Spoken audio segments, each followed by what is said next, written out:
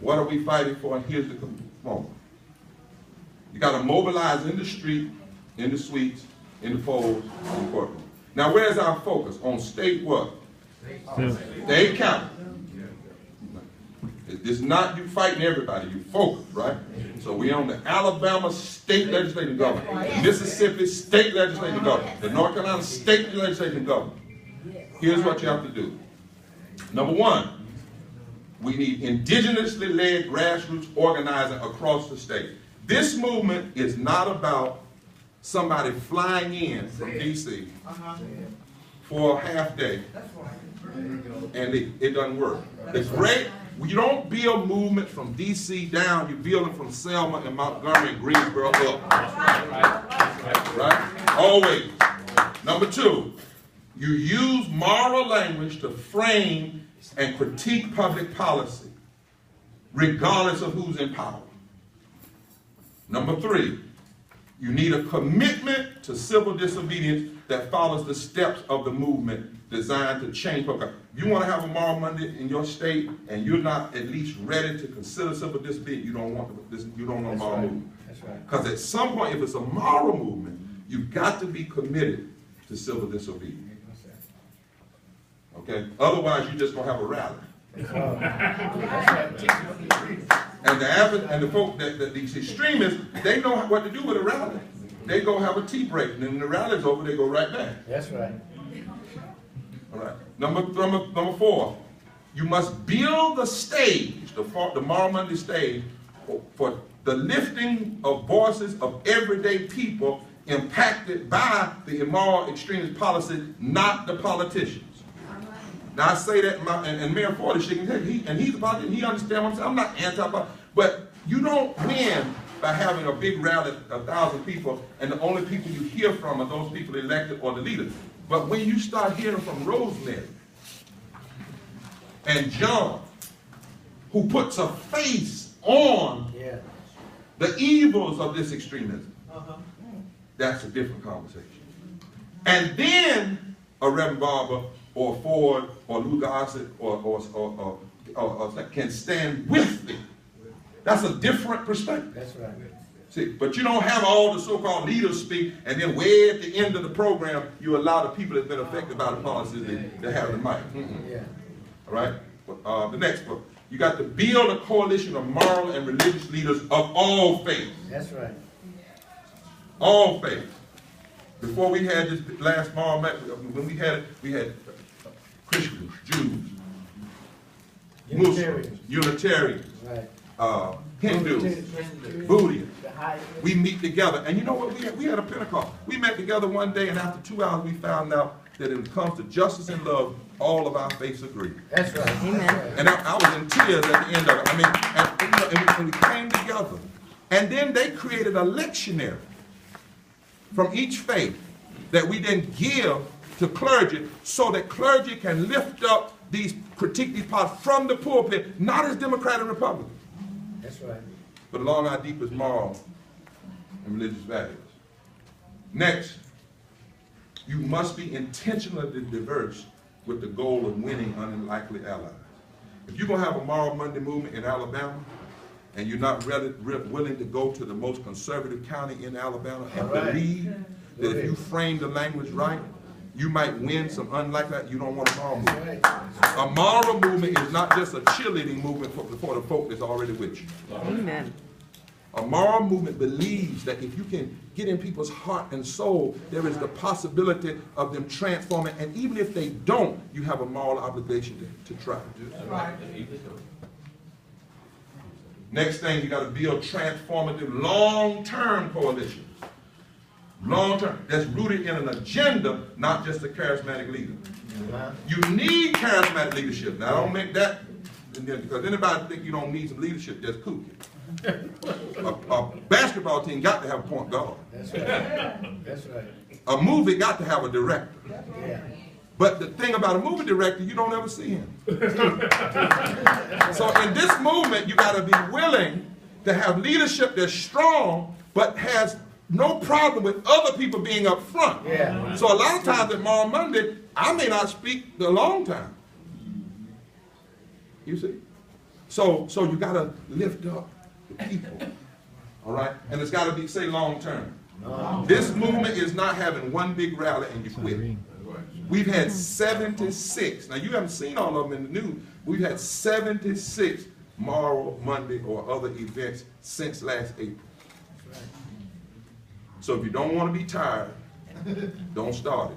That's right. I'm telling you. That's for sure. Okay. Last two things.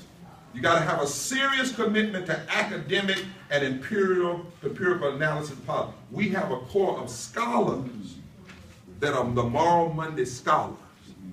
Because as I said, the worst thing you can do is be loud and wrong. And the way in which these extremists are framing policies, you have to be able to unpack that policy. Okay? Last two things. You have to have a serious commitment to social media, using video, text, Twitter, Facebook. You have to have a commitment to voter registration and education. You have to have a strong legal strategy. Because if you're going to raise this issue, some of us got to get in the courts. And then you have to resist the one-moment mentality. It's got to be a commitment to build a move. So here's the last thing. Here's the agenda. This is how a Moral Monday would work. If we would have Moral Monday, hey dog, how you doing? She's from States here. If we were having a Moral Monday, say this coming Monday, first of all, we would decide the issue of that Monday. Yes, sir. And normally we have more than one issue, coalition, right? Number two, the Thursday before that Monday, we would assemble the people who are going to go in and risk arrest, and we would have a press conference and an open letter of why we're going in. That gets the press and everybody prepared. Number three, on Monday we meet at a church and we do the training in nonviolence. We hold a press conference with all of the people that's going in, and they would be identified by some form of an arm day. And the primary speakers would be the people affected by the policies that we're going in to deal with. Then we would hold a public rally at the state legislature that's like a prayer service. And it only lasts 1 hour. It's discipline. Opens just like Saud and Yara opened. Then we would speak. Then the fifth thing, and with discipline language, everybody's speech has to be checked.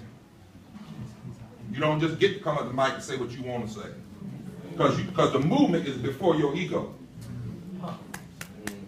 You see what I'm saying? The movement has to be put. There are a lot of days, I'm a preacher, there are a lot of days I want to cuss. But for the movement's sake, well, if I do it, it's way in the woods. First reading, you can't cuss all the time, because after the third time, people don't take you serious. You got to kind of reserve it so when you do it. But discipline. And sometimes progressive liberals don't want to hear that. But you got to have discipline. Next thing. Then you march into the legislature, the clergy leading with vestments on. Then the veterans with a copy of the Constitution and flags. And then the persons committed to civil disobedience. And then inside the legislature, the people that's going to be arrested, they hold their own press time. They talk the message. They are disciplined. They speak while the cops are assembling. And then if the people come to arrest them, they accept it. But they accept it by saying, I'm not in violation of my constitutional right. If you choose to arrest me, I accept it. And then number 9, you got to support the arrestees with moral support. In other words, after they go in and get arrested, you don't leave and go home. If the last person that come out of that legislature till 4 o'clock in the morning, they need to see people when they come out. When they come out of jail, everybody that's either been before, we stay at that jail. It doesn't matter when they come out. And we make sure they have legal support. You see? And we feed people after they come out. And then number 10, the next Thursday, you hold another press conference where the people who got arrested speak, and then the new group that's going in, they speak. And it must be sustained weekly. You can't just start it and stop and start it and stop. And number 12, it must be supported by clearly researched and printed issue papers. You gotta let folk know that you have what Dr. King called in his speech, legitimate discontent. And those research papers that you put out have to show how we have to undermine the myth of extremism. and that is that extremism only hurts a small subset of people, i.e. black people or gay people. We have to show how extremism hurts all of us in very empirical ways. So at every arrest, we normally have an economist or a sociologist or a specialist in that area that both speaks at the press conference and gets arrested. By design. So that they cannot say, they can say it, but when it's the movement is studied, it's not just a bunch of leftists. It's people. Or when they call us communists, we can say like the Pope, standing up for the poor is not communism, it's the gospel. That's right. I like that Pope. Don't you like that? Yeah. So is that up yet? Okay, they're working on, so that's my presentation. Yeah. And what we want to do is we want to take a 10-minute break. Listen to me. We got the copy.